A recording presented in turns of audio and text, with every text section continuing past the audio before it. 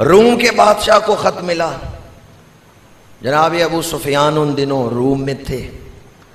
اس نے بلایا کہ کوئی مکی ہے تو میرے دربار میں آئے. بخاری شریف میں حدیث پاک موجود ہے. اس نے مختلف سوال کیے. ایک سوال یہ تھا ان کا خاندان کیسا ہے. ابو سفیان نے کہا ان کا حسب نسب بڑا اعلیٰ ہے، بے مثال حسب نسب ہے. اس نے کہا کبھی انہوں نے جھوٹ بولا ہے؟ ابو سفیان نے کہا میں نے ابھی کلمہ نہیں ان کا پڑھا، میں ان کا صحابی نہیں ہوں، لیکن میں مانتا ہوں انہوں نے کبھی جھوٹ نہیں مانا. جناب ابو سفیان نے فتح مکہ کے بعد کلمہ پڑھا، پھر صحابی بنے. کیسر روم اپنے دربار سے اٹھا، کچھ قدم چلا اور پھر کہنے لگا ابو سفیان جو کچھ تم کہہ رہے ہو بات اگر اسی طرح ہے تو اے کاش میں مدینہ منورہ جا کے اس نبی کے پیر دھو کے پی سکتا، اے کاش میں ان کی خدمت میں جا سکتا. اور اس لیے نہیں ان کے پیر دھو کے پیتا کہ میرا کوئی سیاسی فائدہ ہوگا، بلکہ اس لیے ان کے پیر دھو کے پیتا اللہ نے انہیں اس قابل بنایا ہے کہ ان کے پیر دھو کے پیے جائیں. کیسر روم نے تو صرف خواہش کا اظہار کیا، صحابہ نے تو حضور کا قدموں کا دھون پیا ہے. اور ہزاروں سلام بریلی کے تاجدار کے مزار پر انوار پہ جنہوں نے یہ خوبصورت عقیدہ ترجمانی کرتے ہوئے بیان کیا ہے، جن کے تلووں کا دھون ہے آب حیات، جن کے تلووں کا دھون ہے آب حیات، ہے وہ جان مسیحا. صحابہ نے تو وہ آب حیات پیا ہے. ایک خط حضور نے شاہ ایران کو لکھا. یہ اس وقت کی دو بڑی طاقتیں تھیں، اور بادشاہوں کو بھی حضور نے خط لکھے ہیں.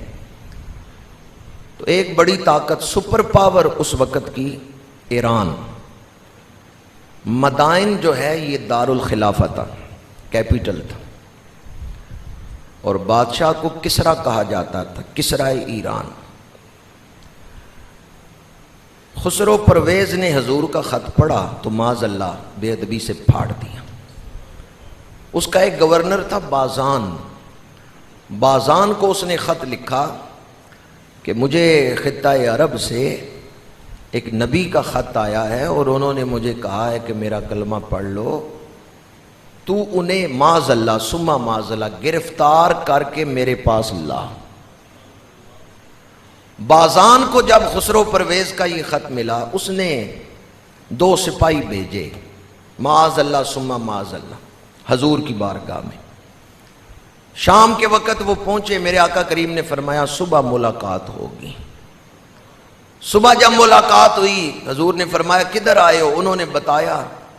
میرے آقا کریم نے فرمایا کہ گزشتہ رات پرویز کے بیٹے نے باپ کو قتل کر دیا ہے، جس کے لیے تم آئے ہو نا وہ تو قتل ہو گیا.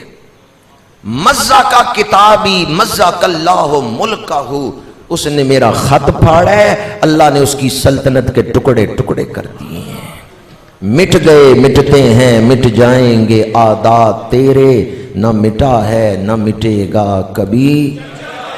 وہ سپاہی واپس آ گئے بازان کے پاس جو گورنر تھا ایران کا، جس کو خط لکھا تھا، جس کو حکم دیا تھا پرویز نے. بازان پریشان ہو گیا. لیکن ادھر جو حضور کی بارگاہ سے خبر لے کے سپاہی گئے تھے گورنر کے پاس وہ پہنچے ہیں، ادھر بادشاہ کی طرف سے بھی خبر آ گئی ہے کہ پرویز قتل ہو گیا اور اس کا بیٹا تخت پہ بیٹھ گیا. بازان نے کہا میں ایران کی حکومت سے استعفیٰ دیتا ہوں، محمد عربی کا کلمہ پڑھتا ہوں. کہ میرے پاس خبر بعد میں پہنچی ہے، مدینہ منورہ پہلے خبر کیسے پہنچ گئی ہے؟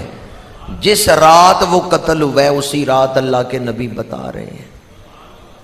تو وہ 2 ٹیلی فون کا دور، ایران سے خبر کیسے پہنچ گئی؟ اس بات نے بازان کے دل پہ اسلام کا دروازہ کھول دیا ہے. اللہ تعالیٰ نے حضور کو ایسی نشانیاں عطا فرمائیں.